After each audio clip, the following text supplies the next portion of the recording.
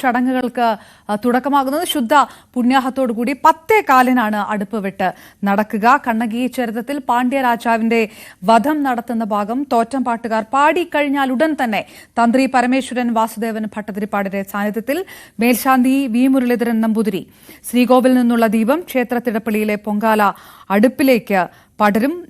അതിനുശേഷം വലിയ തിടപ്പള്ളിയിലും ക്ഷേത്രത്തിന് മുന്നിൽ ഒരുക്കിയ പണ്ടാര അടുപ്പിലുമെല്ലാം ഈ ദീപം പടരും.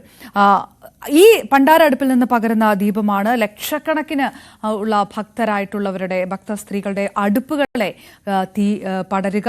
ഉച്ചയ്ക്ക് 1:15 പൊങ്കാല നിവേദ്യം നടക്കുന്നത്. ഇന്ന് രാത്രി 10 മണിയോടുകൂടി കാപ്പഴിച്ച് ദേവിയെ കുടിയിളക്കുന്നതോടുകൂടി രാത്രി 1 മണിക്ക് ശേഷം നടക്കുന്ന കുരുതി തർപ്പണത്തോടുകൂടി ഇക്കൊല്ലത്തെ പൊങ്കാല ഉത്സവത്തിന് സമാപനമാകുമ്പോൾ 1 വർഷത്തെ കാത്തിരിപ്പ് കൂടിയാണ് പൂർണ്ണമാകുന്നത്. ഭക്ത ലക്ഷങ്ങളായിട്ടുള്ള സ്ത്രീകളുടെ അനുശ്രീയും നമുക്കൊപ്പം ചേരുന്നു. അനുശ്രീ ഇപ്പോൾ നിൽക്കുന്നത് എവിടെയാണ്? ഇനിയിപ്പം 1 മണിക്കൂർ ആണ് കഷ്ടിയുള്ളത് അതിന്റെ ചടങ്ങൊക്കെ തുടങ്ങാൻ. പിന്നെ അടുപ്പ് വെട്ടിലേക്ക് പോകുന്നു. ഏറ്റവും ഇങ്ങനെ തിരക്ക് വരുന്ന ഒരു സമയം കൂടിയാണ്. അവിടെ ആ ചുറ്റുവട്ടത്തൊക്കെ എങ്ങനെയാണ് ഇപ്പോൾ?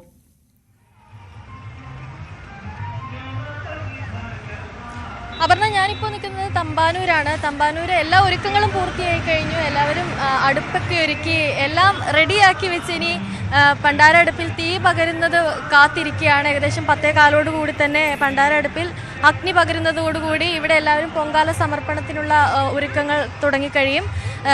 മാത്രമല്ല, ഇവിടെ നല്ല രീതിയിൽ വെയിൽ വരാൻ തുടങ്ങിയിട്ടുണ്ട്. അതിനെല്ലാം തരണം ചെയ്ത് വേണം ഇവർ പൊങ്കാല ഇടാൻ. എൻ്റെ മുമ്പിൽ ഇപ്പോൾ കാണുന്ന പൊങ്കാല അടുപ്പുകൾക്ക് ചെറിയൊരു പ്രത്യേകതയുണ്ട് അപർണ. ഈ കാണുന്ന 101 പൊങ്കാല അടുപ്പുകൾ ഒരു ചേച്ചിയുടെ ഒരു നേർച്ചയാണ്. നമുക്ക് ആ ചേച്ചിയോട് തന്നെ കാര്യങ്ങൾ ചോദിച്ചറിയാം. ആളിവിടെ ഉണ്ട്. 3-4 ദിവസം മുമ്പ് തന്നെ ഇവിടെ വന്ന് നിൽക്കുകയാണ്, കാവൽ നിൽക്കുകയാണ്.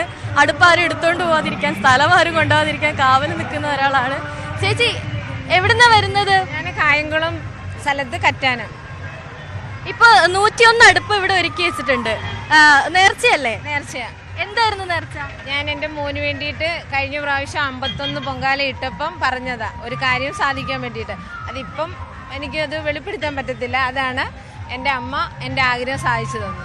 ഞാൻ അമ്മയുടെ മുമ്പിൽ 5-6 വർഷം കൊണ്ട് വരുന്നുണ്ട്. അപ്പോൾ കഴിഞ്ഞ കൊല്ലം എൻ്റെ മനസ്സ് വേദനയോട് വന്നിരുന്ന് ഞാൻ 51 പൊങ്കാല ഇട്ട്.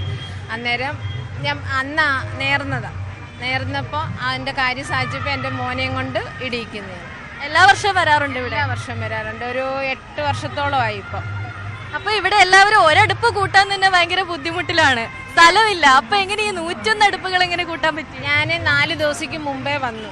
4 ദിവസത്തേക്ക് മുമ്പ് വന്ന് ഈ റോഡിൽ ഇരുന്നു കൊണ്ട് ഇവിടെ കല്ലും അടുപ്പും എല്ലാം മേടിച്ച് കൂട്ടി വരുന്നു. ഇന്ന് എല്ലാവരുടെയും ബഹളവും അടുപ്പിന് വേണ്ടി ഞാൻ ഒരുപാട് ത്യാഗം അനുഭവിച്ച് നിൽക്കുകയാണ്. എൻ്റെ അമ്മയുടെ മുമ്പിൽ ഒരു കുഴപ്പമില്ലാതെ നിൽക്കുന്നു. അതാണ് ഞാൻ. അപ്പോൾ 1 മണിയാകുമ്പോഴത്തേക്ക് ഈ പൊങ്കാല അടുപ്പുകളിലെല്ലാം പൊങ്കാല ഇട്ട് നിവേദ്യത്തിന് തയ്യാറാക്കണം. ഈ 101 പൊങ്കാല അടുപ്പുകളിൽ എങ്ങനെ അത് സാധിക്കും? ഞങ്ങൾ ഓടി നടന്ന് തീ കത്തിച്ച് അരിയിട്ട് മോനാണ് ഇടുന്നത്. ഞങ്ങൾ ഓടി നടന്ന് തീ കത്തിച്ച് പൊങ്കാല റെഡിയാക്കും. സമയത്തിന് മുന്നേ എല്ലാം ശരിയാവും.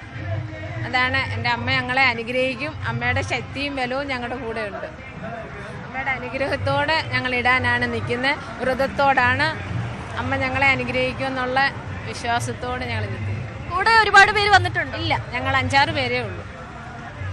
അതാണ് അപർണ, ഇവിടെ ആഗ്രഹം സാധിച്ചവരും അല്ലെങ്കിൽ ആഗ്രഹം സാധിക്കാനുള്ളവരും ഒരുപാട് ദുഃഖങ്ങൾ പറഞ്ഞു തീർക്കാനുള്ളവരും എല്ലാവരും എത്തിച്ചേർന്നിട്ടുണ്ട് പൊങ്കാല സമർപ്പണത്തിനായി. നമുക്ക് എൻ്റെ ചുറ്റും കാണാൻ ഒരുപാട് ആൾക്കാരുണ്ട്. പൊങ്കാല അടുപ്പുകൾ ഒരുക്കി പൊങ്കാല സമർപ്പണത്തിനായി കാത്തിരിക്കുന്ന ആളുകൾ. ഇനി 10:15 വേണ്ടി വെയിറ്റ് ചെയ്യുന്ന ആളുകളാണ് ഇവരെല്ലാവരും. ചേച്ചി, ഒരുക്കങ്ങളൊക്കെ പൂർത്തിയായോ? ഇത്തവണ എന്ത് വിഭവം ഉണ്ടാക്കുന്നത്? പായസം. കൂടെ ഒരുപാട് പേര് വന്നിട്ടുണ്ടോ? എല്ലാരും ഒരുക്കങ്ങളൊക്കെ പൂർത്തിയായുള്ള കാത്തിരിപ്പിലാണ് അപർണ. ഒരുക്കങ്ങൾ പൂർത്തിയായോ ചേച്ചി? പൂർത്തിയായി. എവിടുന്നാ വരുന്നത്? കായംകുളം. എന്ത് വിഭവം ഉണ്ടാക്കുന്നത്? പൊങ്കാലയാ. ഇവിടെ തേങ്ങയൊക്കെ റെഡിയാക്കി വെച്ചിട്ടുണ്ടല്ലോ ഓൾറെഡി. തേങ്ങ അരിയൊക്കെ എല്ലാം തയ്യാറാണ്. ഇനി സമയമാവാൻ വേണ്ടി കാത്തിരിക്കുകയാണ്. അതെ. അപർണ, നമ്മൾ തമ്പാനൂർ ഇതുവരെ കാണാത്ത തരത്തിലുള്ള ഒരു തിരക്കാണ്. കാരണം സ്ത്രീജനങ്ങൾ മാത്രം, അതാണ് എന്നെ ഏറ്റവും കൂടുതൽ അത്ഭുതപ്പെടുത്തിയത്. നമുക്ക് എവിടെ കാണാൻ സാധിക്കില്ല ഇങ്ങനെ ഒരു കാഴ്ച. സ്ത്രീകൾ മാത്രമേ ഇവിടെ ഉള്ളൂ. നേരത്തെ പറഞ്ഞതുപോലെ തന്നെ പുരുഷന്മാരൊക്കെ നമ്മൾ എവിടെയെങ്കിലുമൊക്കെ എണ്ണി നോക്കേണ്ടി വരും, എന്നാലേ നമുക്ക് കാണാൻ സാധിക്കുള്ളൂ പുരുഷന്മാരൊക്കെ ഇവിടെ ഉണ്ടെന്നുള്ളത്. ഇത് ഇത്രയും ആൾക്കാരുടെ ഇടയ്ക്ക് ഒരു ചേട്ടനൊക്കെ ഒറ്റയ്ക്ക് ഇരിപ്പുണ്ട്. ചേട്ടാ, എവിടുന്നാ വരുന്നേ? ആരുടെ കൂടെ വന്നതാ? ഭാര്യയും ഭർത്താവും കൂടി വന്നതാ. കൊറേ വർഷമായി വരുന്നു? 4 വർഷം വരുന്നു. ആണോ? 4 വർഷമായിട്ട് ആഗ്രഹങ്ങളൊക്കെ സാധിച്ചോ? ആഗ്രഹങ്ങളൊക്കെ സാധിച്ചോ? സാധിച്ചു വരുന്ന ദേവി ഓരോന്ന് തന്നോണ്ടിരിക്കുക. അതാണ് നമ്മളെ വിശ്വാസം.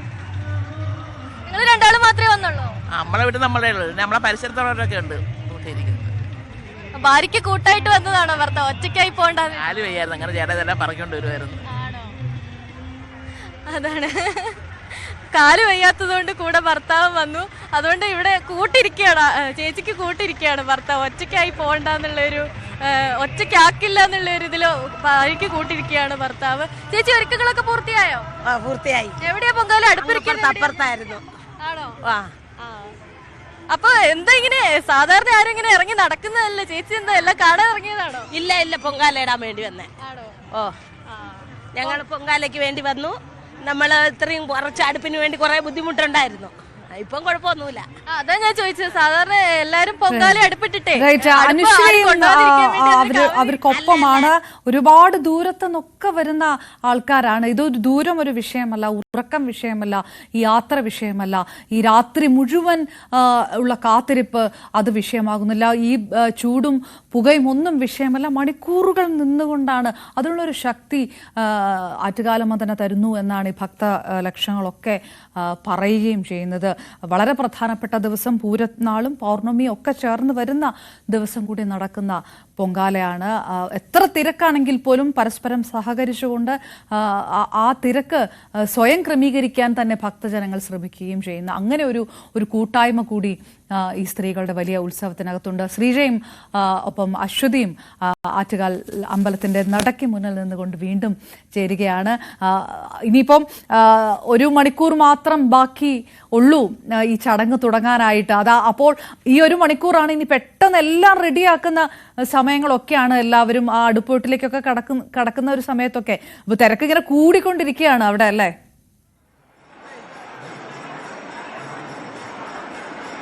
തീർച്ചയായിട്ടും നമ്മളിപ്പോ ദൃശ്യങ്ങളിൽ കാണുന്ന തന്നെ പറഞ്ഞാൽ ഈ രാവിലെ വന്നു, സ്ഥലം പിടിച്ചു, എല്ലാം ഒരുക്കി. ഇനി ഇടയിൽ ഒരു കുറച്ച് സമയമുണ്ട്, ഒരു 2 മണിക്കൂറിന്റെ അടുത്ത് കിട്ടില്ല മുഴുവൻ. എന്നാലും ആ ഒരു സമയം കൊണ്ട് ഇപ്പൊ തിരക്ക് ഇത്തിരി കുറവായിരിക്കുന്ന ഒരു കണക്കുകൂട്ടെല്ലാം അമ്പലത്തിലേക്ക് ഓടി വന്ന് ദേവിയെ കണ്ട് തിരിച്ച് ഇതെനിക്ക് തോന്നുന്നത് അടുത്തുള്ളവരായിരിക്കും. ഈ തൊട്ടടുത്ത് പൊങ്കാല കലമൊക്കെ തയ്യാറാക്കി വെച്ചിട്ടുള്ളവരുടെ പറ്റില്ലല്ലോ. അപ്പൊ ആ തിരക്കാണ് ഇപ്പൊ നമ്മള് ക്ഷേത്രത്തിൽ കണ്ടുകൊണ്ടിരിക്കുന്നത്. അതേസമയം തന്നെ എല്ലാ ഒരുക്കങ്ങളും ഈ ക്ഷേത്രം ട്രസ്റ്റിന്റെ ഭാഗത്തു നിന്ന്, അതായത് പൊങ്കാല സംഘാടക സമിതിയുടെ ഭാഗത്തു നിന്ന് മറ്റെല്ലാ ഒരുക്കങ്ങളും പൂർത്തിയാക്കി അടക്കം ഇങ്ങോട്ടേക്ക് എത്തുന്നുണ്ട്. മേയറും ഡെപ്യൂട്ടി മേയറും ഒക്കെ ഇങ്ങോട്ടേക്ക് എത്തുന്നുണ്ട്. അവരുടെയൊക്കെ വാക്കുകൾ നമുക്ക് കേൾക്കണം. ഇപ്പൊ തന്നെ ക്യൂവിലേക്ക് നോക്കുകയാണെങ്കിൽ നേരത്തെ പോലെ തന്നെ ക്യൂവിൽ തിരക്കുണ്ട്. പക്ഷെ ഇപ്പം വീണ്ടും ഡിവൈഡ് ചെയ്ത് കുറച്ച് ആൾക്കാരെയാണ് അകത്തേക്ക് കയറ്റിക്കൊണ്ടിരിക്കുന്നത്. എനിക്ക് തോന്നുന്നു ശ്രീജ, അവിടെ തൊഴുതിറങ്ങുന്ന ആളുകളുടെ എണ്ണം കുറഞ്ഞു തുടങ്ങിയെന്ന് തോന്നുന്നു. അവിടുന്ന് പുറത്തേക്ക് ഇറങ്ങുന്നുണ്ട്, പെട്ടെന്ന് മൂവ് ചെയ്യുന്നുണ്ട്. പക്ഷെ അവിടുന്ന് പുറത്തേക്ക് ഇറങ്ങുന്ന ആളുടെ എണ്ണം അനുസരിച്ച് ഇവിടെ നിയന്ത്രിക്കുന്നുണ്ട്. അത് നമുക്ക് കാണാൻ പറ്റുന്നുണ്ട്. അപ്പൊ അങ്ങനെ കടുത്ത നിയന്ത്രണത്തിൽ മുന്നോട്ട് പോയിക്കൊണ്ടിരിക്കുന്നു. നേരത്തെ അപർണ പറഞ്ഞതുപോലെ ഇനി 1 മണിക്കൂറും 15 മിനിറ്റും അതൊരു വലിയ കാത്തിരിപ്പാണ്. പണ്ടാരടുപ്പിൽ തീ പകരുന്നത് നോക്കിയിരിക്കുകയാണ് പലയിടത്തുമുള്ളവർ. നമ്മൾ സംസാരിച്ചപ്പോൾ നേരത്തെ ഒരു ചേച്ചി പറഞ്ഞതുപോലെ വീട്ടിൽ ഇടാറുണ്ടായിരുന്നു പൊങ്കാല, അവിടെ ഇരുന്ന്